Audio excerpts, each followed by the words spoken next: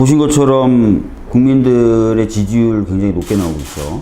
그것은 국민분들이 현재 문재인 대통령 및 정부의 행보에 대해서 만족하고 있다고 보여지고요. 다만 이제 좀 더 효율적으로, 그리고 좀 더 과감하게, 그리고 좀 더 공약에 충실한 행정이 가능하려면 장차관 등을 비롯한 정부의 인사들에 대한 인선이 수월하게 진행돼야 되거든요. 그리고 특히 이제 추경도 그렇고, 지금 그런 부분에 있어서 이제 국회 쪽에서, 특히 야당 쪽에서 협조가 좀 부족한 것 같은 아쉬움은 있죠. 사실 이제 좀 그 부분이 답답한 게, 저희들이 느끼기에는, 물론 야당은 본인 스스로는 그렇게 생각 안 하겠지만, 좀 반대를 위한 반대를 한다는 느낌을 강하게 받거든요. 무슨 얘기냐면, 특히 자유한국당의 경우에는 과거에 자유한국당이 그 임명 절차를 진행했었던, 국회 내에서였던 임명 절차를 진행했었던 후보자들은 훨씬 도덕적 흥들들이 많았죠. 거기에 대한 반성은 없이 문재인 대통령이 대선 당시에 내세웠던 어떤 공약성 인사 기준을 가지고 굉장히 어떻게 보면 반대를 위한 반대를 하고 있다라는 느낌을 받게 된다는 거예요.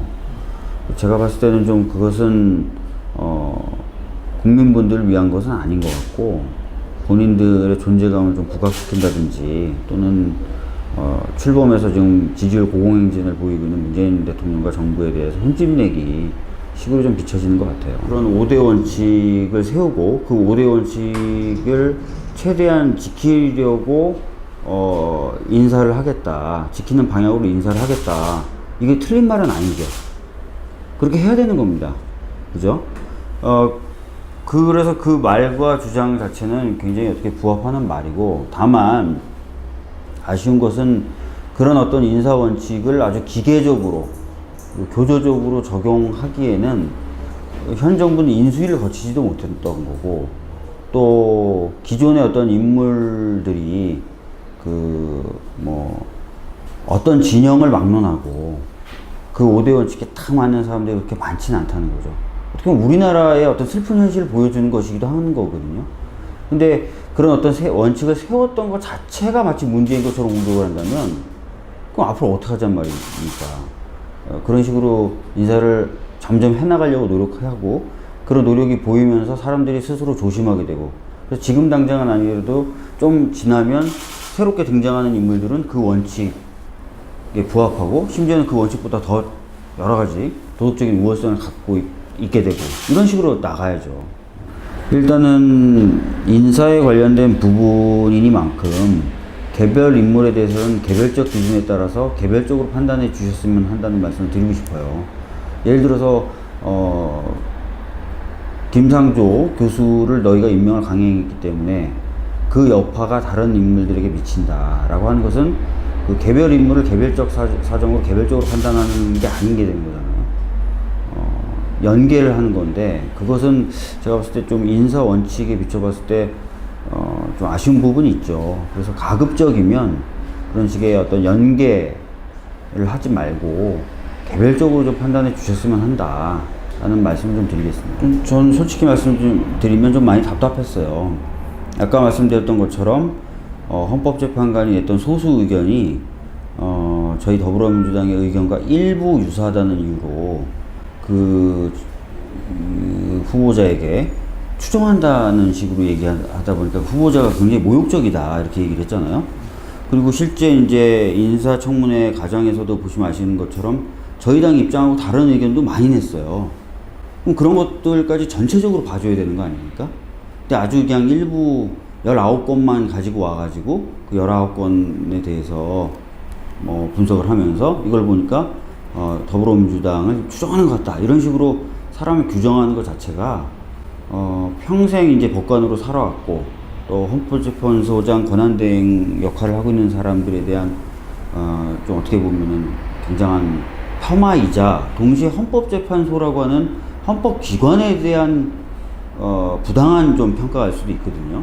그래서 그런 부분이 좀 답답했고, 또 하나는 질문 중에 이제 이런 질문을 하시는 분도 있었어요.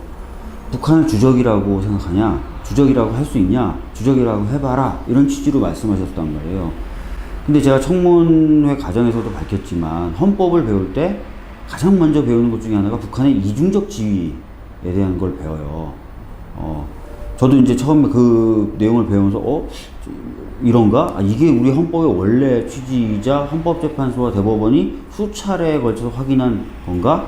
라고 했던 것이 바로 북한의 이중적 지위인데, 하나는 북한을 적으로 보는 거고, 또 하나는 평화통일의 상대방으로, 대화의 상대방으로 인정하는 거예요. 이게 헌법상 명확히 도출된다라는 것이 헌법재판소의 그동안의 결정이었고 대법원의 판례였는데, 그걸 싹 무시하고 북한을 주적이라고 해봐, 너 주적이라고 못하면 헌법재판소장이 될 수가 없어 라고 하시는 거예요. 이건 헌법 가치를 완전히 좀 훼손하는 질문이거든요.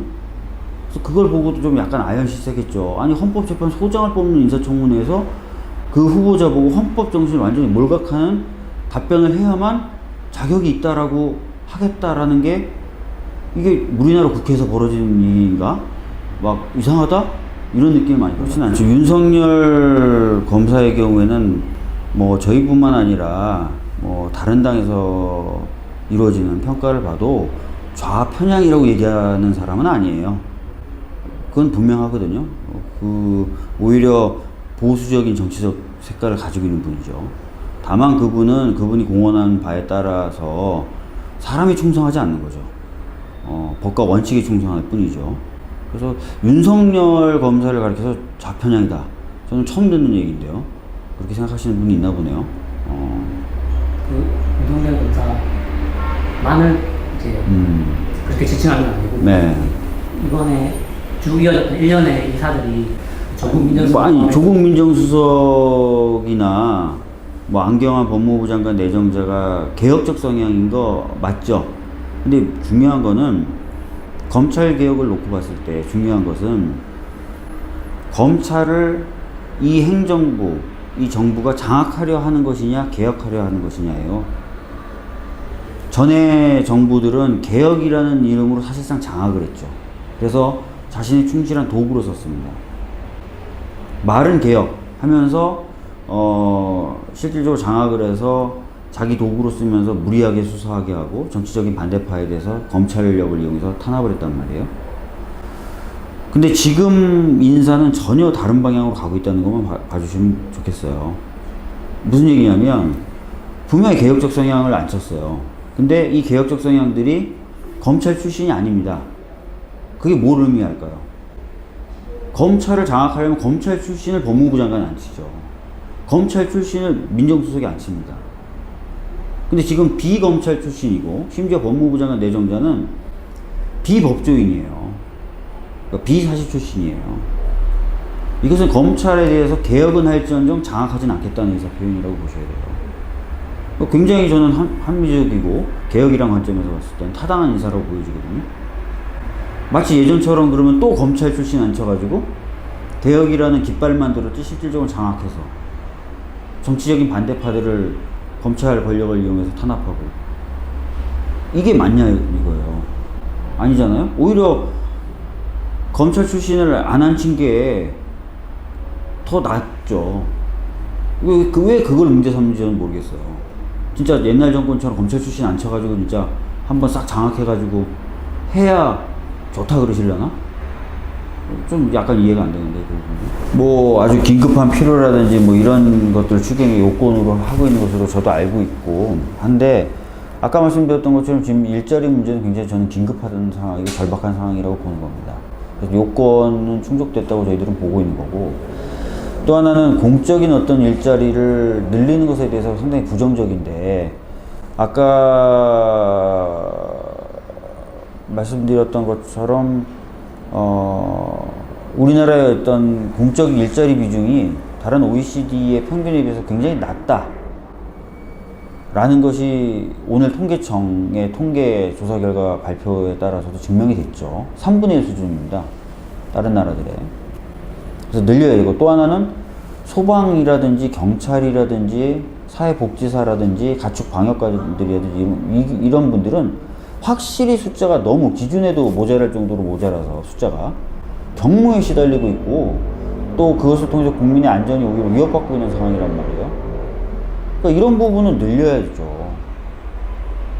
세금을 들여서 당연히 늘려야죠. 이분들 뭐 세금으로 그럼 월급 안 줍니까?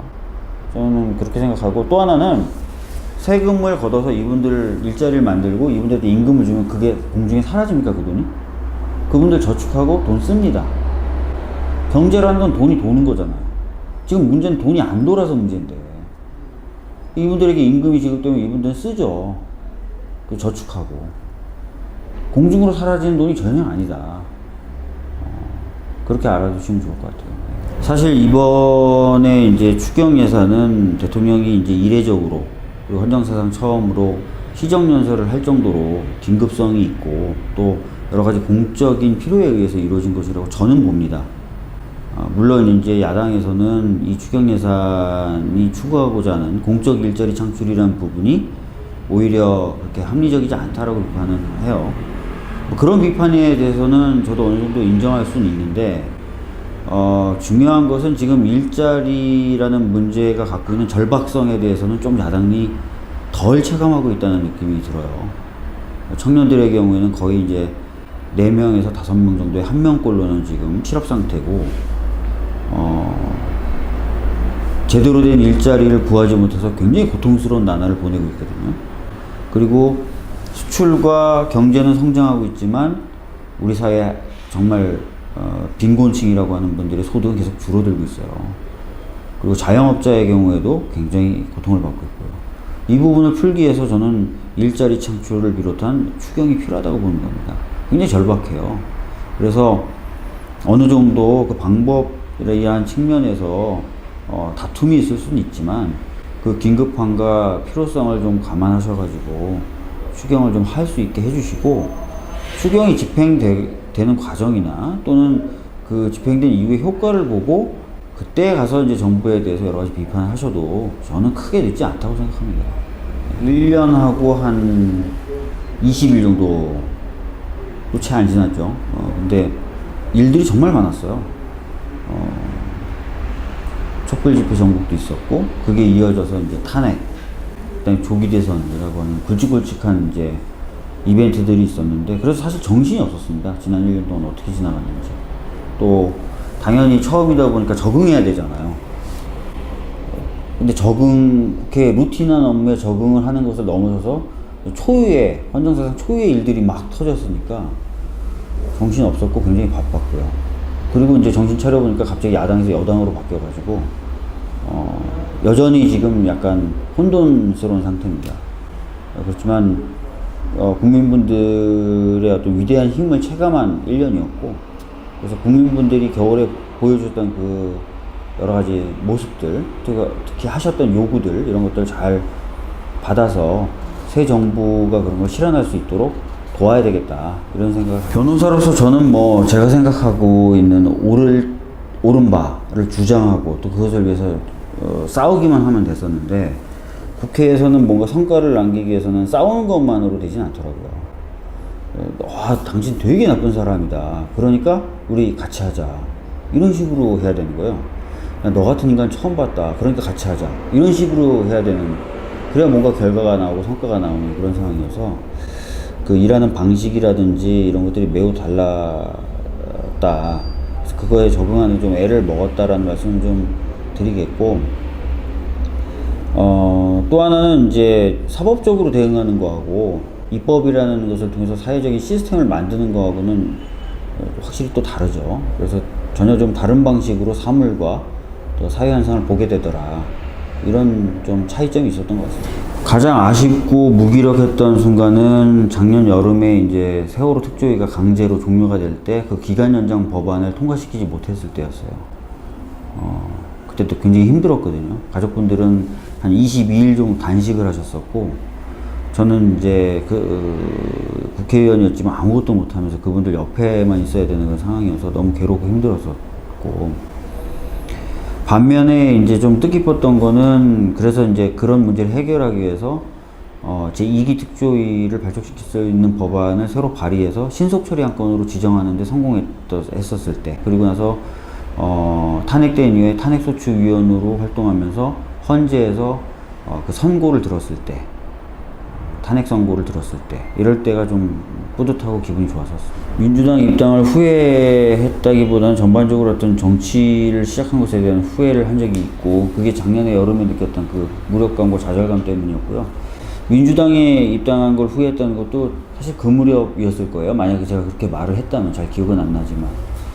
그거는 뭐 다른 게 아니라 이제 그때 그 당시에 세월호 가족분들이 단식을 하셨던 대상이 야당이 왜 이렇게 적절 안 하느냐였거든요. 그러니까 이제 어떻게 보면은 뭐 그 당시 느꼈던 무력감 때문에 아마 정치를 시작한 것 뭐 이런 것들, 제가 민주당에 들어온 게 후회스럽다라고 한 적이 있는지 모르겠네요. 하여튼 정치를 한 것에 대해서 약간 좀 답답함을 느낀 적은 있었던 것 같은데, 제가 보기에는 제 주위에 굉장히 훌륭한 분들이 생각보다 많았어요. 저도 들어오기 전에는 막연하게 뭐 좀 생각한 부분이 있었는데, 진선미 의원님이나 우원식 의원님 같은 경우도 굉장히 부지런하고 성실하시고, 또 홍익표 의원님이나 이런 분들은 또 전문성이 좀 뛰어나시고, 또 굉장히 많습니다. 일일이 거명하기가 어려울 정도. 예. 하면 꼭 한 명만 꼽아야 되나요? 그럼 이제 다음에 그분 인터뷰 하시는 건가요? 고민해보겠습니다. 금태섭 의원님 같은 경우 뭐 다 훌륭하시지만 제가 최근에 좀 깜짝깜짝 많이 놀랐는데, 우선 굉장히 많은 독서량을 자랑하시고, 균형 잡힌 감각과 시각을 가지고 계시고, 또 자신이 옳다는 것을 실행하는 데 있어서 두려움이 없으시더라고요. 굉장히 부드러워 보이는 이미지에도 불구하고. 그래서 뭐 최근에 제 짝꿍으로 계속 앉아있는 그 금태섭 의원님 좋은 것 같아요. 그냥 반대로 이분은 이분 좀 국회의원으로서 조금 자질이 의심된다 이 분도 있으시겠죠? 분도 있어요. 실명을 거론하기는 어렵고요. 어느 단? 예? 이거 왜 그러십니까? 있어요. 예. 이번 단. 왜 그러세요? 공익활동을 하는 변호사였다 보니까 사회의 여러 현장을 다녔고, 또 힘들어하시는 여러 분들을 만났었죠. 그러니까 제가 발의하는 법안이 많은 거예요. 하지만 발의하는 법안이 많다고 해서 제가 전혀 모르는 부분을 발의하는 게 아니라 제가 변호사 시절에 다뤄봤던 부분들이에요.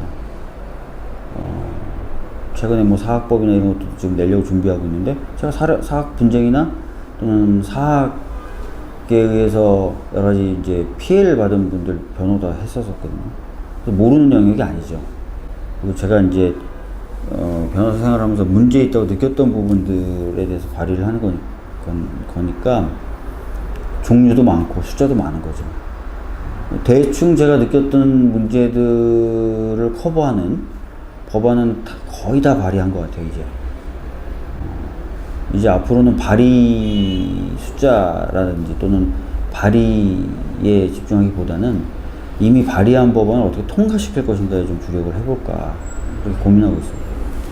일단은 뭐 내년 뭐 지방선거를 앞두고 뭐 선거 연령 인하 관련된 법도 제가 발의해서 그게 좀 통과되면 좀 좋겠다는 생각이 좀 들고, 그 다음에 대규모 국책사업을 둘러싼 갈등이 계속 벌어지고 있거든요. 그래서 대규모 국책사업 때 해당 지역에 거주하는 분들의 의견을 듣고 또 사전에 충분히 설명하라고 하는 공공갈등관리기본법안 같은 거 좀 통과되면 좋을 것 같고, 그 다음에 뭐 민생 관련돼서는 뭐 통신료에 관련된 법안도 제가 내는 게 있고, 전기요금 누진제에 대한 법안도 발의하는 게 있어서 그런 것들 좀 통과되면 국민분들 실생활의 개선에도 많이 도움이 될 것 같다는 생각이 듭니다. 굉장히 피곤해요. 굉장히 피곤하고 굉장히 힘들고, 지금 입안이 많이 다 헐어있고 좀 피곤한데, 생각했던 것보다 하여튼 일이 너무 많고 바쁘고 스트레스도 많이 받고요.